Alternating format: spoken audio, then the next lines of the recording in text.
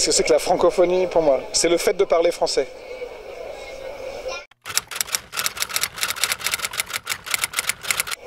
C'est d'avoir quelque chose à dire. Donc pour écrire, il faut penser qu'on a quelque chose à dire. Je pense que, comme beaucoup de gens, j'avais des choses que je pensais importantes. Et j'ai fait de la philosophie pour essayer de démontrer que ces choses sont vraiment importantes. Et maintenant que je pense l'avoir un peu démontré, du coup, j'écris, je publie et j'avance. Mais au début, j'ai fait des choses très universitaires. Maintenant, j'essaye de démontrer directement, avec la même exigence, des choses plus directes sur la politique, sur la vie humaine, sur la vie et la mort. Je suis très ému d'être à Salonique, ou à Thessalonique, parce que pour moi c'est une ville mythique par son histoire. Je connais bien la Grèce, enfin je suis venu assez souvent à Athènes, ma femme enseigne le grec classique, le grec antique. Moi je suis venu plusieurs fois à Athènes, plusieurs fois dans les îles, jamais dans le nord. Pour moi ça évoque toute l'histoire de l'Europe, de ses rapports avec l'Orient, avec le multiculturalisme, avec la culture musulmane, la culture juive, l'Europe dans toutes ses dimensions. Et je suis très ému en fait d'être à Salonique, plus que je ne le pensais. Voilà, donc ça, pour moi ça relie les fils d'une histoire. Il se trouve que j'ai un projet européen en ce moment au niveau universitaire. J'étais à Varsovie il y a un mois, à Rome aussi, à Prague.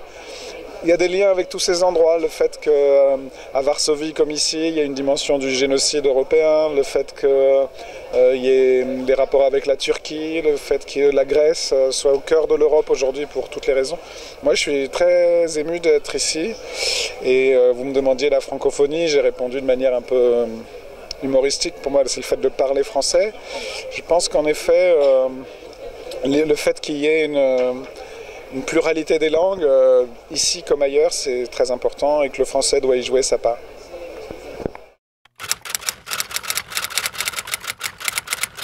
Moi, je pense que toutes les techniques sont ambivalentes.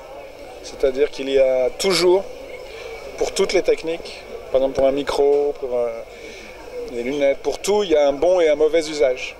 Aucune technique n'est entièrement mauvaise. Même le nucléaire qui peut détruire la planète peut aussi soigner des maladies. Bon, les réseaux sociaux, c'est pareil. Par contre, c'est vraiment un saut qualitatif. Ils peuvent faire des sauts dans les usages nouveaux, libérateurs, démocratiques. On peut accéder à des savoirs dans le monde entier.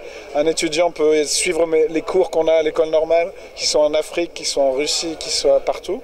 D'un autre côté, ça sert aussi à brouiller les cartes du savoir, à reconstruire du fermé, des petits cercles, des petits réseaux dans le grand réseau, des réseaux fascistes, des réseaux ceci, des réseaux cela, chacun dans sa bulle.